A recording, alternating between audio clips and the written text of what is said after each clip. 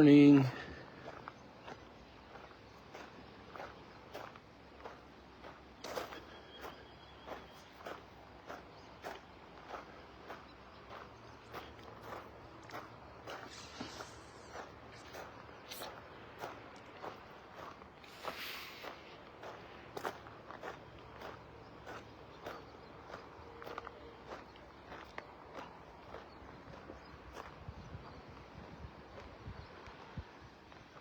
And the sun is also reflecting over here.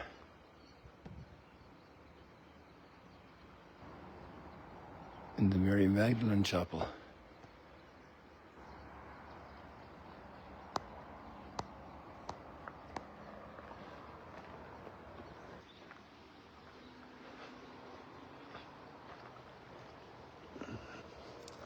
I want to say thank you for the prayers, for the meetings we're having these days, especially all day yesterday and all day today, God willing, with pastors and some lay people from a variety of different Christian confession churches. It's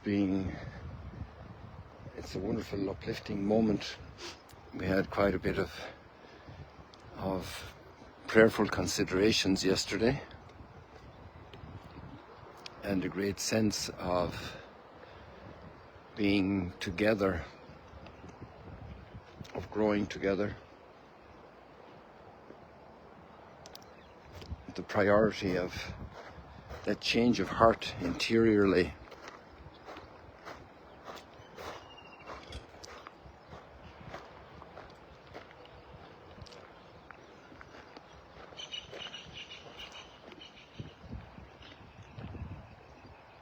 No family wants to be divided.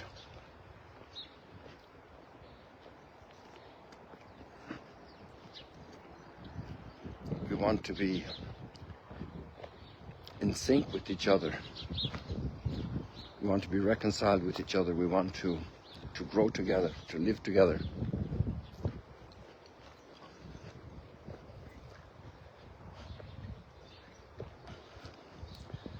To disarm our hearts of all and any aggressiveness, of harshness toward the other. We talk about nations disarming and laying down their arms, but many times our conversations and our attitudes to each other can be very tense. And what happens in our hearts configures what happens in society's heart, because the society is made up of individuals. And so belligerent societies must have a lot of belligerent individuals, and everyone who rises up disarmed in their heart from aggressiveness is going to build relationships, going to meet the other with love, with respect, with generosity, with forgiveness.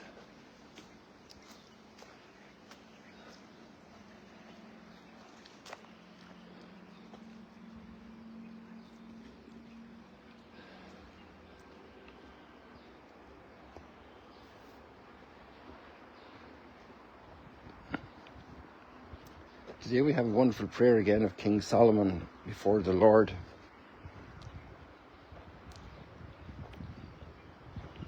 There's two very different movements inside the prayer, which reflect the struggle of our heart, and the gifts of our heart and the struggle of our heart. On the one hand, he says that the Lord keeps his covenant with those who are faithful.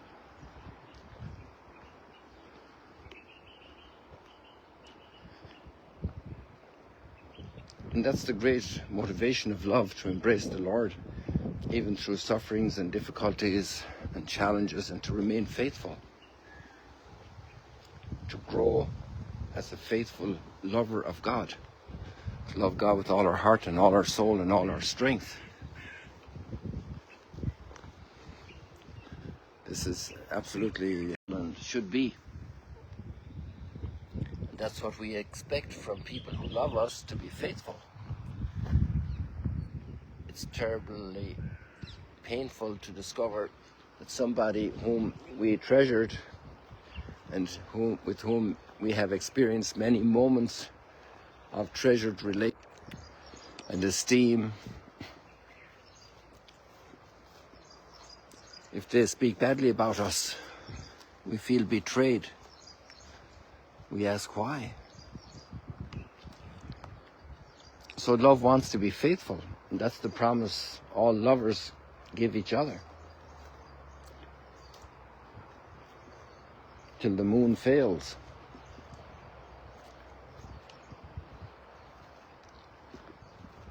But the biblical presentation of God also has another facet, another side of the coin.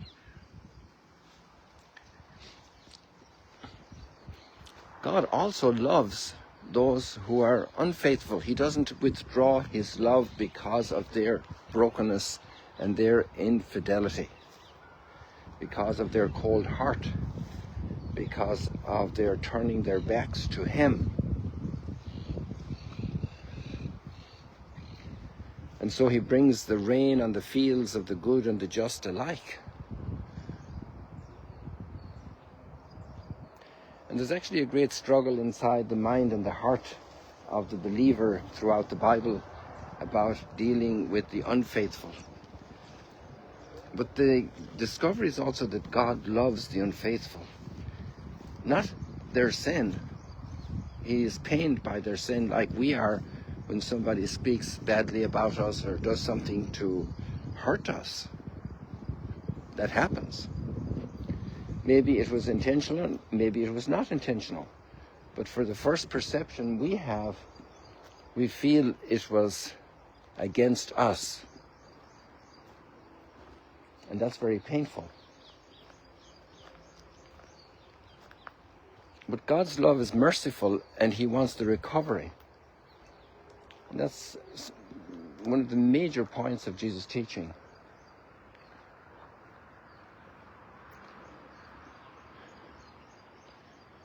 And he continues reaching out to the unfaithful to bring them back.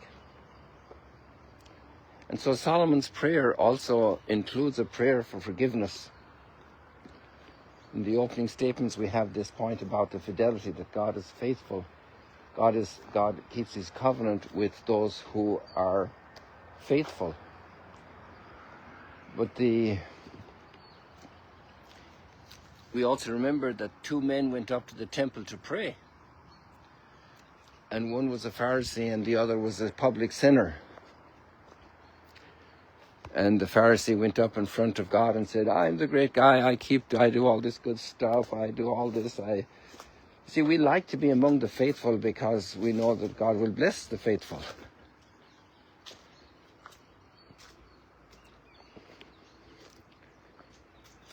And it's interesting how that blessing works, because oftentimes it's leading the faithful soul through trials and difficulties. And they're tested in their fidelity to grow to even greater fidelity. That even in times of difficulties and trials, of illness and failure, of downturns economically, challenges socially, in the family, to remain faithful. To remain faithful no matter what.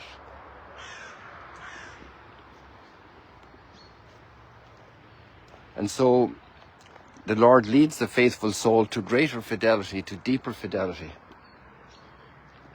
But then the unfaithful soul, the Lord is pursuing them also. Each of us.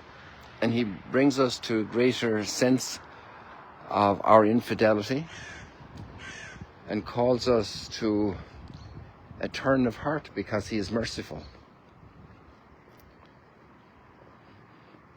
And probably one of the biggest problems we have as practicing people of faith is On the one hand, it's necessary to have a certain routine of prayer, of behavior, certain standards, certain practices, but then they become routine and kind of automatic, like you don't even think about it and you're doing it, and you run out of that personal, living, vivid love, and we can become legalistic, and then it's all about fulfilling the form.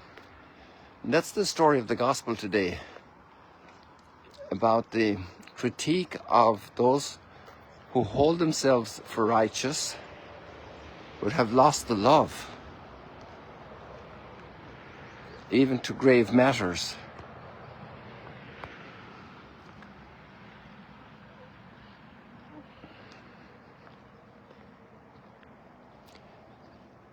About which there's a very strong critique in today's gospel. So maybe in the end of the whole analysis, it's very simple. We have that wonderful commandment to love God above everything, to love our neighbour as ourselves. And that living love needs to be discerned each day, how it will be expressed. It needs, maybe the how it needs to be expressed is already clear, but then the mustering of the freshness of the heart, to do it with the heart, to revive the love of the heart. And that daily revival of the love of the heart is the core of the fidelity. I'm not being faithful to certain practices, I'm being faithful to the God who has created me and loved me.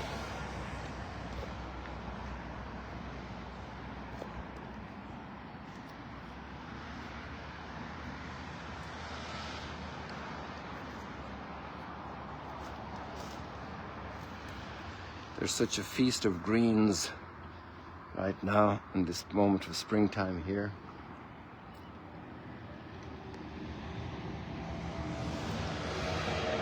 How lovely is your dwelling place, Lord mighty God. It's not really the physical temple which can be lovely. It's our hearts.